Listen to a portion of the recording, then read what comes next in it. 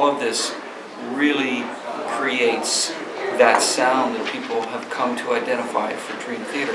But it's a collection of many different styles of music.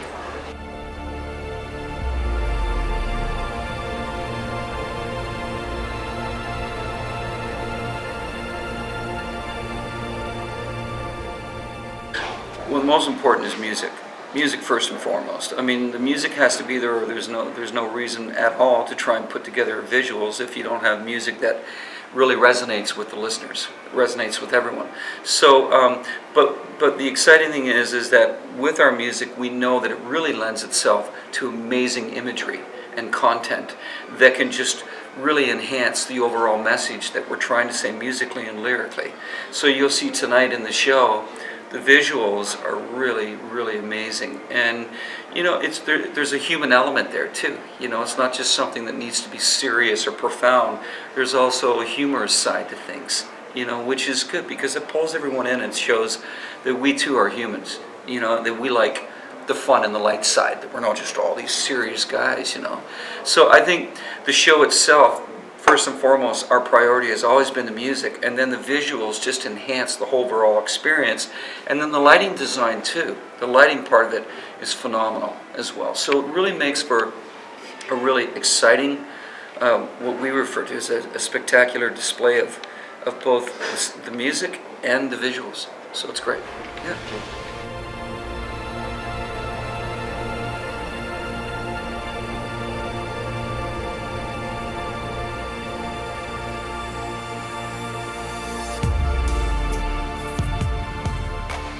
Well, we just thought that, you know, at this point in our career and just what we recently went through, you know, member change, that whole transition, coming out with an album like a dramatic turn of events was to prove to the world that we were the same band, that we were, you know, we didn't lose anything, we didn't miss anything. So this album was like a new beginning. It was, to us, it was like, okay, we've proven that we didn't lose anything. We didn't lose a step. We're still same band musically that you came to love over the years. This album is about us walking through that new door, going into another chapter in our career, and creating something that everyone can still identify with, but have that feeling that we've taken it to another level.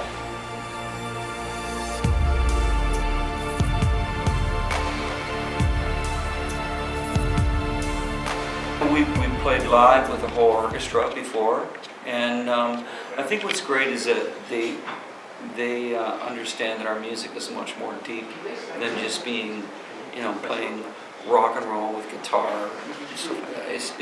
It's more involved, and there's a mutual respect. I think the two worlds, we have that mutual respect.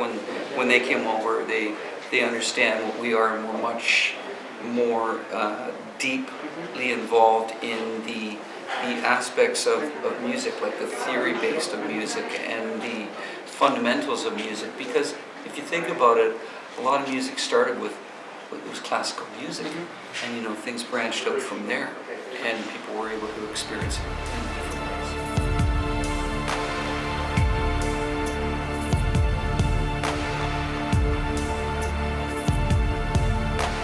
You know, I think each song speaks for itself. And I think that, you know, you can see that the artwork, we worked with Hugh Syme, who has worked with several amazing artists, most notably Rush and that. But he takes the visuals and he really captures what is trying to be said within each song. But each song on this album has its own story, has its own message. There's no interlying thread or common thread. So this is quite different in that sense. Yeah.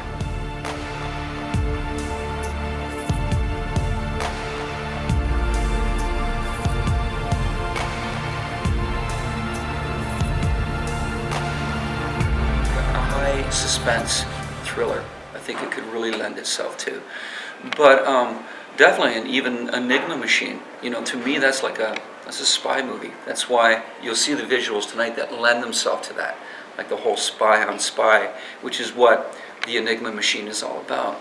But it definitely, I mean, we've always felt that, you know, if given the opportunity, we could always do a soundtrack for a movie. And we've been talking about doing a song like The False Awakening for quite some time. So we finally got around to doing our own soundtrack kind of piece. It was cool.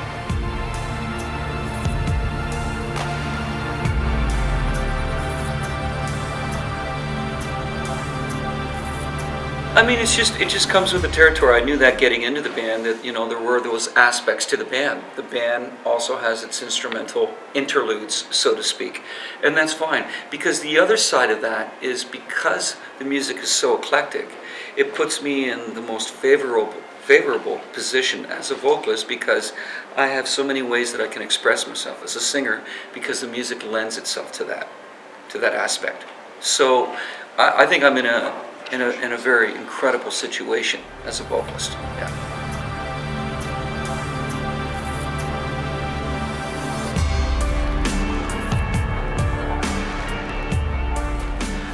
I don't know, because me personally, you know, that's when the band formed at Berkeley. But as far as I'm concerned, the way I look at it, it's the first album came out in 1989. So as far as I'm concerned, 2019 will be our 30th. Okay. I always go by when the band released their first album, and I know that it was established in 1985, because that's where Mike and John Petrucci and John Mayung, that's where they met.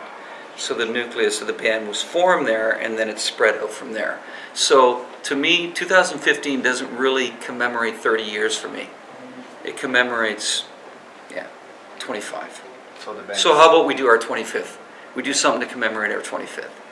You know, I don't know. Yeah, I don't know. So we'll see. You know, which would be now, right? The 25 years would be now, 2014, if we wanted to do that. So, but we'll definitely, I think, in 2019 we'll still be going. So I think at that point, you know, it would be really cool.